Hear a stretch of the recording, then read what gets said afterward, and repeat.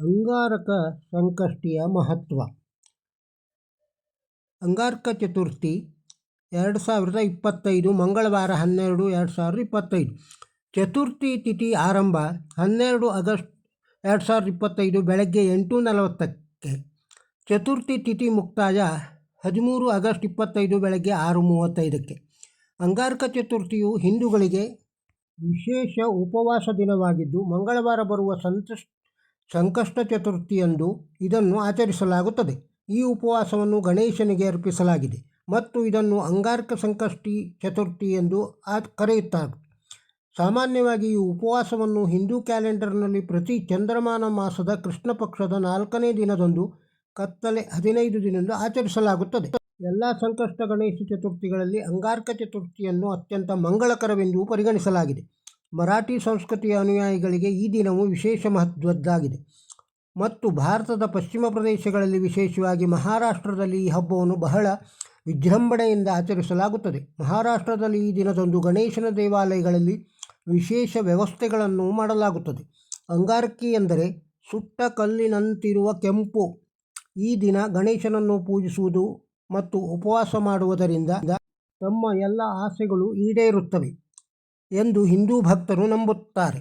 ಈ ದಿನ ಗಣೇಶನು ಮಂಗಳನನ್ನು ಆಶೀರ್ವದಿಸಿದನು. ಆದ್ದರಿಂದ ಅಂಗಾರಕಿ ಚತುರ್ಥಿಯಂದು ಉಪವಾಸ ಆಚರಿಸುವ ವ್ಯಕ್ತಿಯು ಗಣೇಶ ಮತ್ತು ಮಂಗಳ ಇಬ್ಬರ ಆಶೀರ್ವಾದವನ್ನು ಪಡೆಯುತ್ತಾನೆ.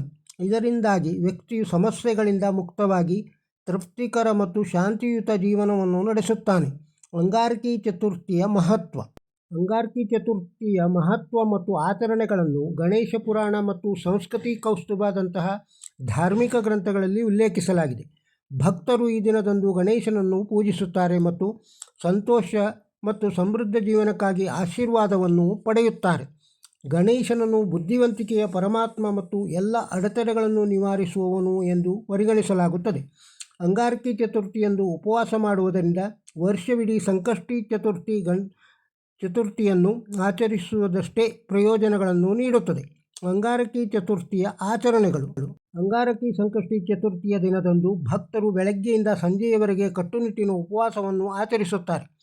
ರಾತ್ರಿ ಚಂದ್ರನನ್ನು ನೋಡಿ ಪ್ರಾರ್ಥಿಸಿ ಗಣೇಶನನ್ನು ಪೂಜಿಸಿದ ನಂತರ ಅವರು ಉಪವಾಸವನ್ನು ಮುರಿಯುತ್ತಾರೆ. ಅಂಗಾರಕಿ ಚತುರ್ಥಿಯ ಹೆಸರು ಸಂಸ್ಕೃತದಲ್ಲಿ ಅಂಗಾರಕದಿಂದ ಬಂದಿದೆ.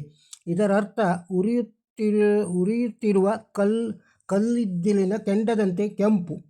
ಈ ಶುಭ ದಿನದಂದು ಪ್ರಾರ್ಥಿಸುವುದರಿಂದ ಅವರ ಎಲ್ಲ ಆಸೆಗಳು ಈಡೇರುತ್ತವೆ ಎಂದು ಭಕ್ತರು ನಂಬುತ್ತಾರೆ. ಸಂಕಷ್ಟಿಯ ಚತುರ್ಥಿಯ ಉಪವಾಸವನ್ನು ಸಾಮಾನ್ಯವಾಗಿ ಅಂಗಾರಿಕ ಸಂಕಷ್ಟಿ ಚತುರ್ಥಿ ದಿನದಂದು ಪ್ರಾರಂಭಿಸಲಾಗುತ್ತದೆ.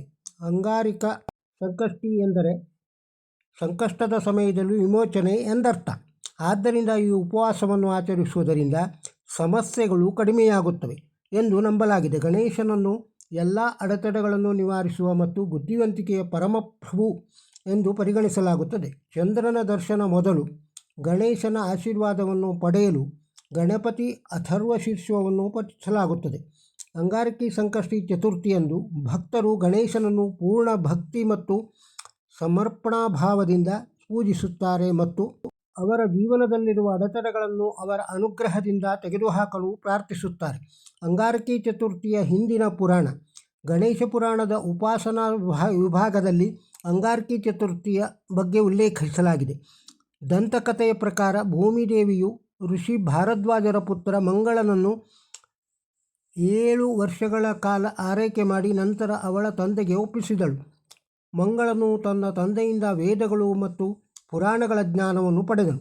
ಅವನಿಗೆ ಗಣೇಶನ ಮೇಲೆ ಅಪಾರ ಭಕ್ತಿ ಇತ್ತು ಮತ್ತು ಅವನ ಆಶೀರ್ವಾದ ಪಡೆಯಲು ತಪಸ್ಸು ಮಾಡಲು ಬಯಸಿದನು.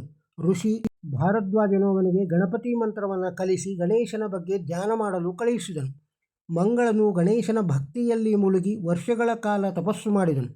ಮಾಘ ಕೃಷ್ಣ ಚತುರ್ಥಿಯಂದು ಜನವರಿ ಮಧ್ಯದಿಂದ ಫೆಬ್ರವರಿ ಮಧ್ಯದ ನಡುವಿನ 4ನೆಯ ದಿನ ಗಣೇಶನು ಸಂತೋಷಗೊಂಡು ಮಂಗಳನು ತನ್ನ ದೈವಿಕ ರೂಪದಲ್ಲಿ ಕಾಣಿಸಿಕೊಂಡು ಆಶೀರ್ವದಿಸಿದನು.